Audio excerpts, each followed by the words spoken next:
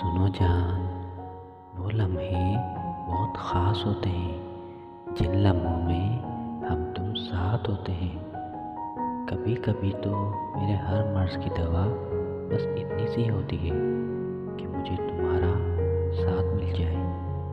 अब तो एक सांस भी पूरी नहीं होती तुम्हारे ख़यालों के बिना। और तुमने ये कैसे सोच लिया कि हम पूरी ज़िंदगी गुजार देंगे? जैसे ज़रूरी है दिन के बाद रात का होना, वैसे ही मेरी खुशी का मतलब है तुम्हारा साथ होना। जब भी कभी किसी को चाहने का सवाल आता है, इस दिल को बस तुम्हारा ही ख्याल आता है।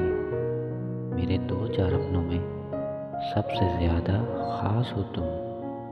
ख्याल तो हमारे पुराने ज़माने वाले हैं, क्योंकि रिश्ते हमें उम्र भर के ही पसंद हैं।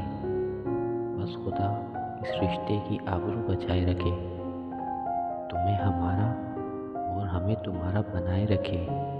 आमीन।